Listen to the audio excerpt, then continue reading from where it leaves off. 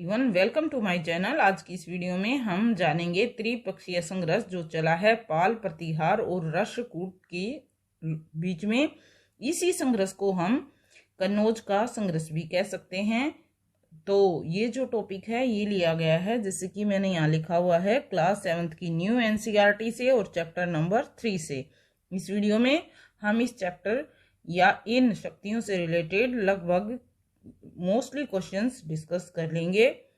तो स्टार्ट करते हैं आज की वीडियो। जैसे कि इसमें पहले क्वेश्चन लिखा हुआ है, त्रिपक्षीय संघर्ष का क्या अर्थ है। तो ये त्रिपक्षीय संघर्ष क्या था?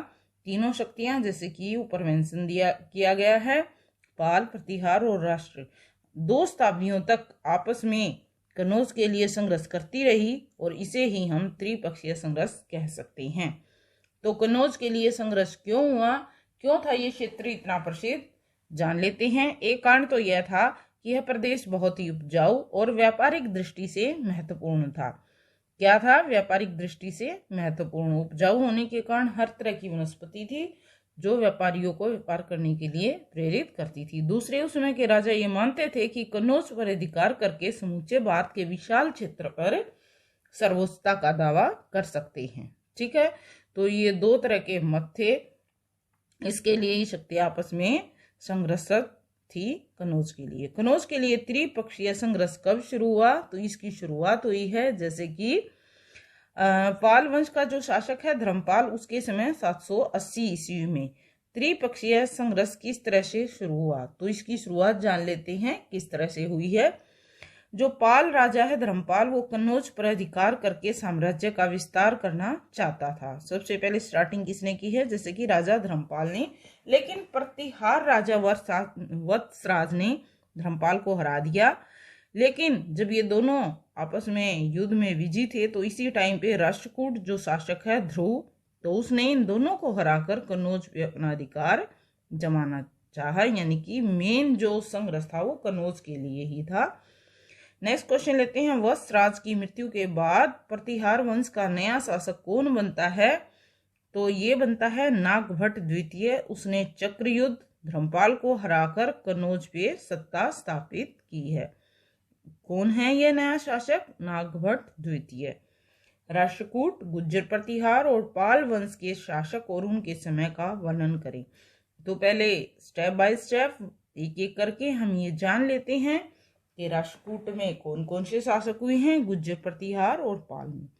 जैसे कि ध्रुव 780 से 793 ईस्वी तक इसने शासन किया है। फिर है गोविंद तृतीय 793 टू 814 तक, और अमोघ वर्ष ने 814 से 878 तक। नेक्स्ट लेते हैं कृष्ण, तो इसने किया है 878 से 914 तक। ये था राष्ट्रकूट वंश। ये प्रमुख राजा यहाँ मैंने मेंशन किए हैं। नेक्स्ट लेते हैं गुज्जर प्रतिहार, तो इसमें वत्सराज जो कि 783 से 795 तक शासन करता है।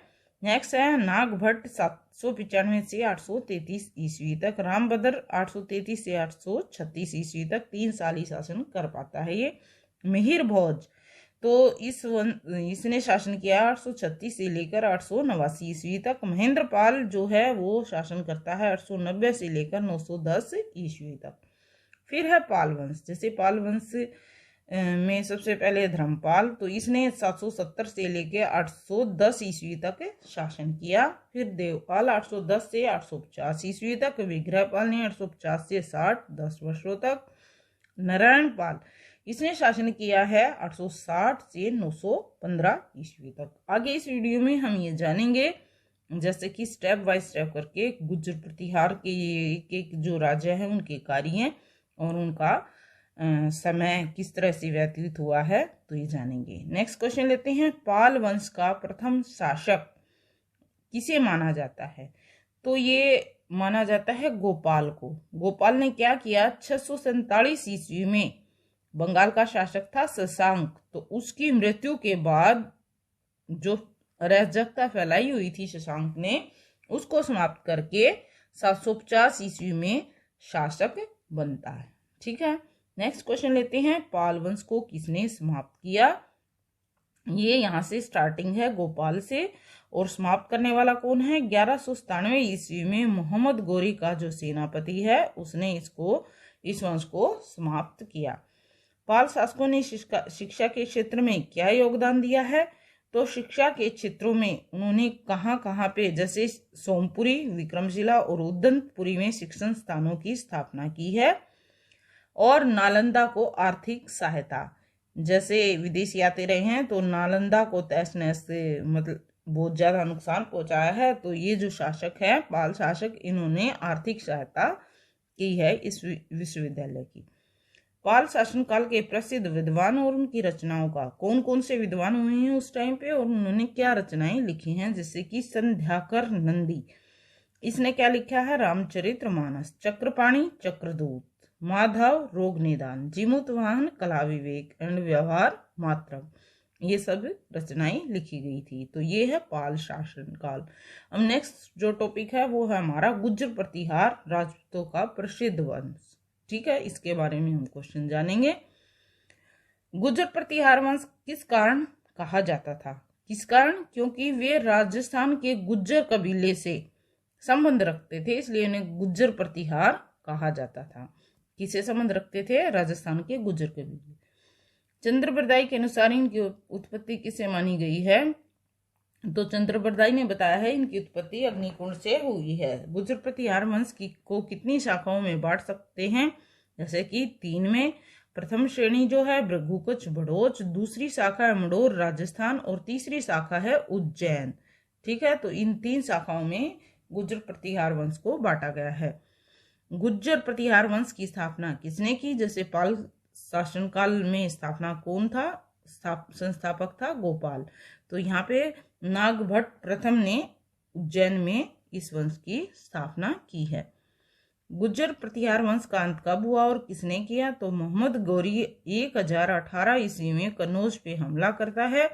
और तो क्या हुआ, जो राज्यपाल था यहाँ बिना मुकाबले के ही भाग गया। तो इससे राजपूत नाराज हो गए और उन्होंने अपनी बेइज्जती समझा। तो इस बेइज्जती से बचने के लिए राजपूतों ने क्या किया, इस राज्यपाल के बेटे त्रिलोचन पाल को गिद्दी पे बैठाया, जिसने 1027 ईस्वी तक शासन किया है। नेक्स्ट क्वेश्चन लेते हैं, प्रतिहार वंश का शासन कौन चलाता था? तो मुख्यतः उस टाइम पे शासन संचालक किसे माना गया है? सामंतों को। कौन चलाता था इस कबीले का शासन? तो ये चलाते थे सामंत, और वे ही उपाधियां धारण करते थे। उस समय कौन सी प्रथा प्रचलित थी? तो ये कृषि दासत्व की प्रथा बहुत ही ज्यादा प्रचलित थी। प्रतिहार वंश का सबसे शक्तिशाली शासक मिहिर भोज को माना गया है। मिहिर भोज को दौलतपुर व ग्वालियर अभिलेख में क्या कहा गया है? अभिलेख थे तो इनमें इसको कुछ अलग ही, जैसे कि प्रभास, और ग्वालियर अभिलेख में इसको क्या कहा गया है? आदिवरा की उपाधि दी गई है। मिहिर भोज को किस विदेशी आक्रमणकारियों ने हराया? तो ये हुण थे जिसे ये हार पाया था। मिहिर भोज के समय में कौन सी मूर्तियां प्रसिद्ध रही हैं?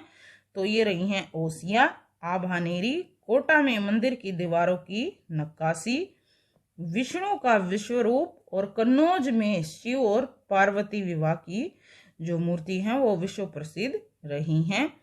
प्रतिहार काल की सबसे प्रसिद्ध मूर्ति कौन सी है? तो ग्वालियर जो संग्रहालय है उसमें सुर सुंदरी नाम की एक महिला है, उसकी मूर्ति जो है बहुत ही प्रसिद्ध रही है। तो इस वीडियो में गुर्जर और पाल वंश से संबंधित क्वेश्चन कवर हो जाते हैं। नेक्स्ट वीडियो इसी टॉपिक से रिलेटेड, उसमें हम डिस्कस करेंगे राष्ट्रकूट वंश।